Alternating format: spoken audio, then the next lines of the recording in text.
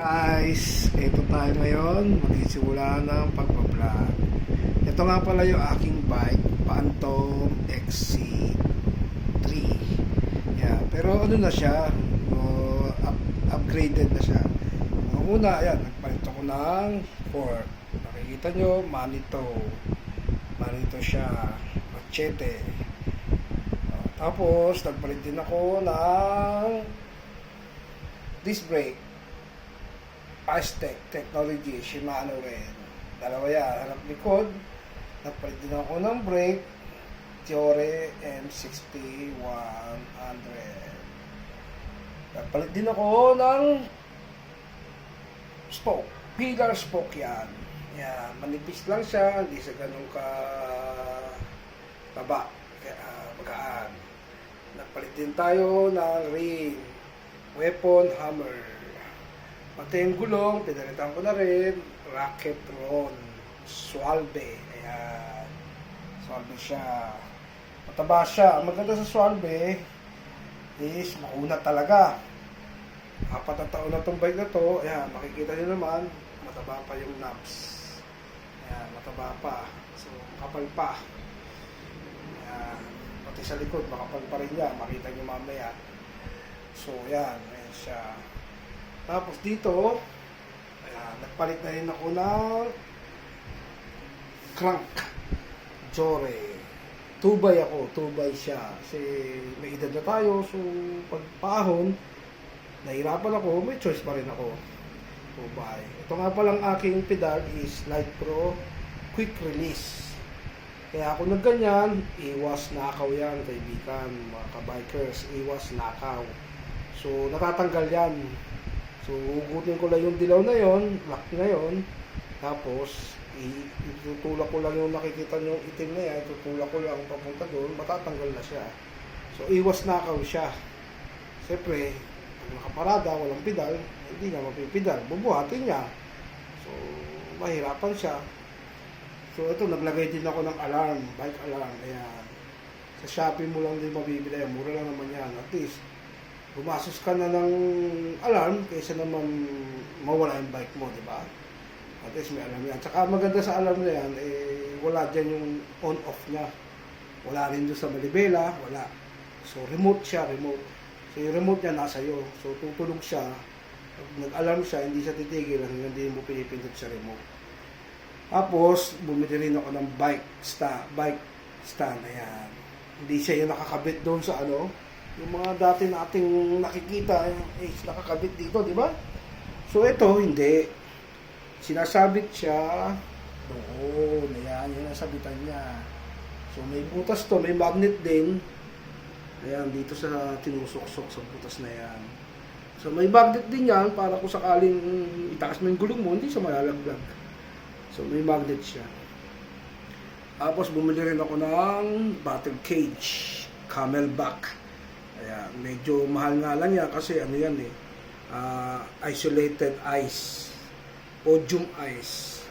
So ang alam ko dito is pag nilagay ko to sa rep, kung nakikita nyo parang silver na yan, parang mag-yellow yan So pag naglagay ka ng tubig na malamig pa rin, so matagal siyang uminit. So mamapatayin natin yung lamig. Ayan. Tapos nagpalit din ako ng seat post, red metal. So, submit din yan. So, ayan, napalit din ako. Sa likod ko, nakita nyo, Jore 6100 din. O nga pala, pinalitan ko rin nga pala itong aking brake pad. Ice cool na rin siya. Cool ice na rin siya. Para ice tech na rin siya. So, para hindi masyado nag-iinit. Yan, Shimano rin siya, Shimano rin. Kabilaan harap likod. Medyo mahal nga lang ng konti kasi 500 ang isang pares niyan. So dalawa, harap likod. Gumastos din tayo ng 1,000 dyan. So mahal din. Ito nga palang Camelback ko na battle, may kamahalan, nasa 1,100 yan. Tapos, pag bumili ka nga pala niya, wala pa yung takip na yan, itim na yan. Bibiliin mo na naman separate yan, nasa 300 plus din yan, yung takip na itim na yan. So medyo magastos talaga ang pag-bike. Ayan mga kapatid. Dito naman tayo ngayon sa cockpit.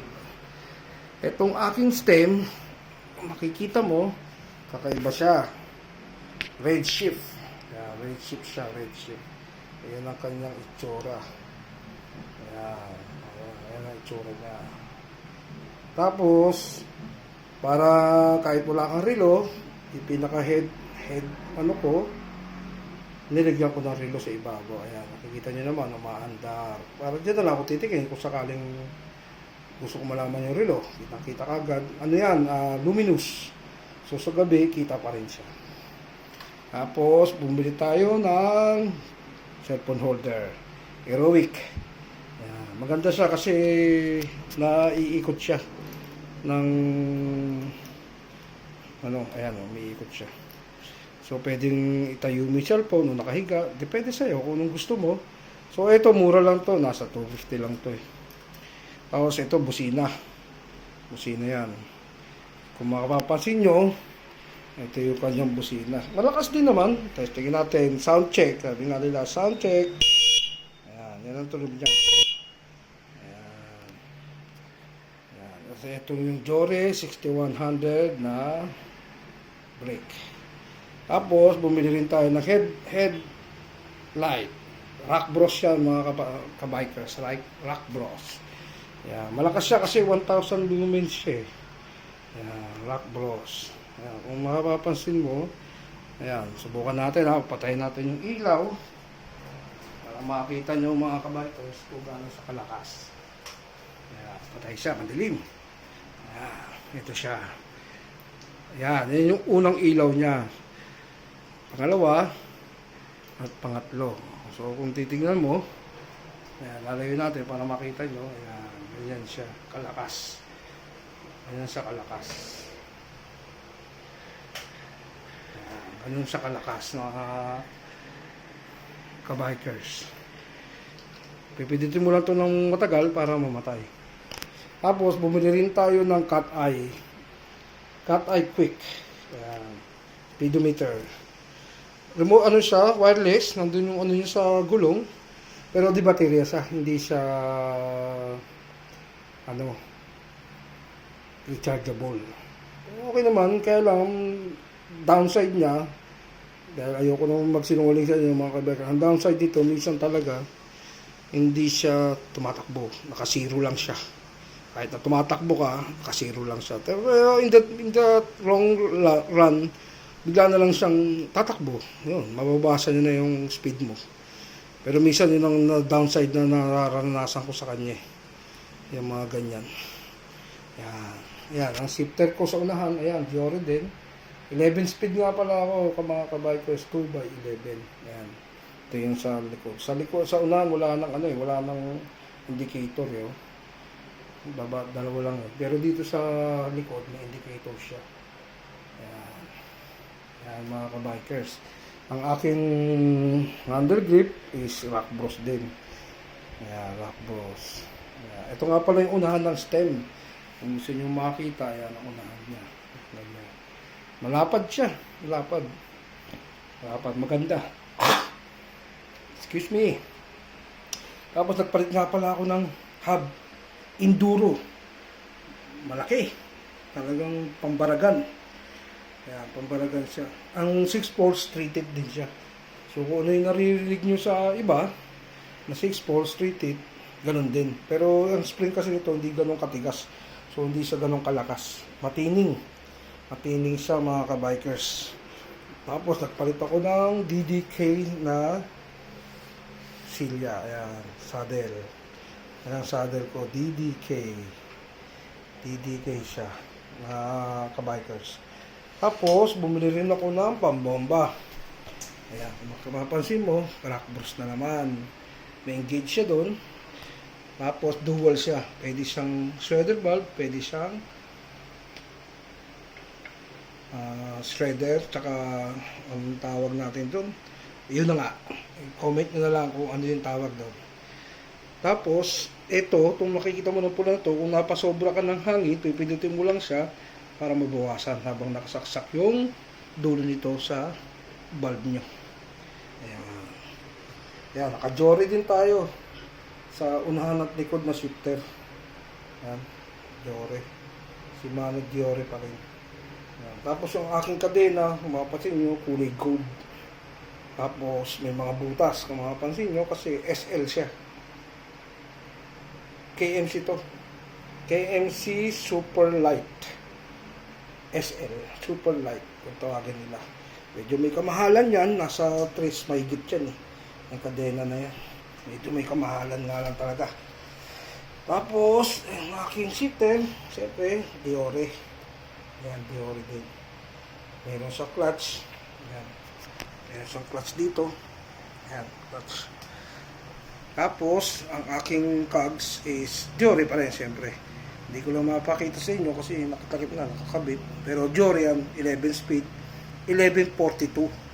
Kasi itong aking shifter, sinusunod ko lang yung Shimano advice na pag nag 1x ka, pwedeng 1151 ang aking cogs.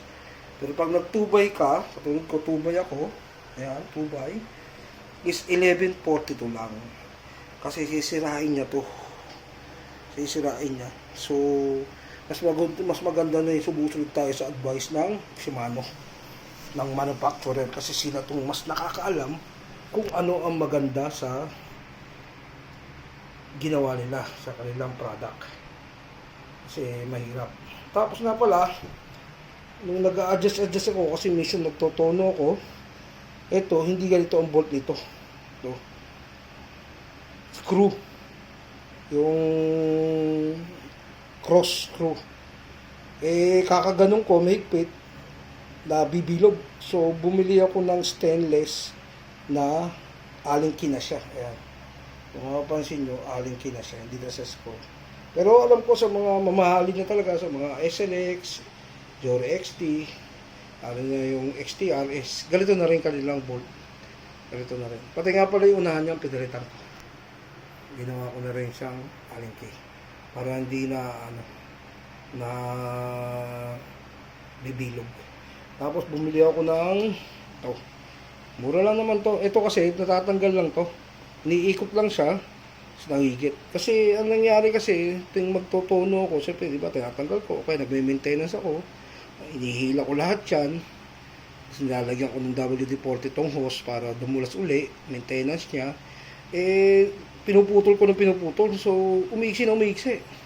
Kasi di ba yung dating lock na normal is pinipit-pit mo dito ng flies para kumapit. So, siyempre, pag sinuot ko, tinanggal ko siya dito, so kailangan kong putulin dito, di ba? Para mahugot ko tong wire. So, bumili na lang ako nito para hindi na ako putol pa ng putol. Nilock ko na lang siya doon. Sa Shopee lang din yan, mura lang yan.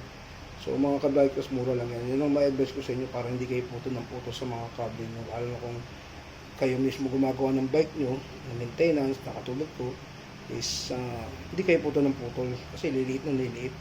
Ang pangit naman yung kung mahaba naman yung masyado, di ba? Pangit tignan. So, ganyan. Tapos ito nga pala, naka-ano ko eh. Hindi ako naka-shredder valve. Minsan nahihirapan akong magbomba, hindi tayo sanay gumamit ng ganun. So, bumili ako ng adapter. So, may adapter yan na ginawang shredder valve. Pero hindi siya shredder talaga. Ano siya? Yung maliit. Kasi itong, ano ko, itong aking, ano na to, weapon hammer na to, is maliit yung ano niya. Hindi pang shredder. So, yun nga. Comment na lang sa akin. Medyo nakalimutan ko kung tawag dito sa maliit na to. Comment na lang mga kabikers.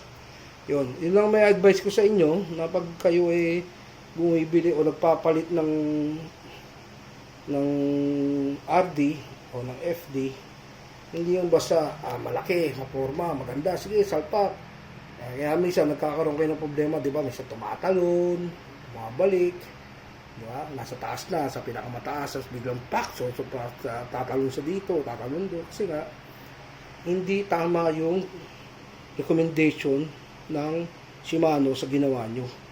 Malaki yung tip nyo, tapos nakatubay kayo, ginawa mong 51, tubay ka, talagang mahirapan to. Ganun siya. So, ako, sinunod ko lang yung ano ng advice ng Shimano is 2x, kailangan 11.42 lang. 11.42 teeth lang ang ilalagay mo. Yun ang may advice ko sa inyo mga kabikers. Yan. Kung may mga tanong kayo naman, comment nyo lang sa sa comment section. At kung alam ko naman, sasagutin ko kayo. Sasagutin ko kayo mga kabikers. Wala tayong magiging doon. Magiging problema. Kung alam ko masasagot ko. Yan. Halos lahat naman to, mga ganyan. Sasabi ko naman nabili yung mga yan. Mura lang din naman. Ang mahal lang talaga dyan yung bottle na yan. Kasi siya, camelback. Yan. Tapos ito, stoplight. Alam niyo naman siguro yan, na sensor. Pag tumigil ka is talagang titigil siya. Yan mga kabikers So, yan ang aking in-upgrade na Phantom XC3. Yan. Ayan siya. Ayan ang kabuuan niya mga kabikers. Ayan, tingnan nyo.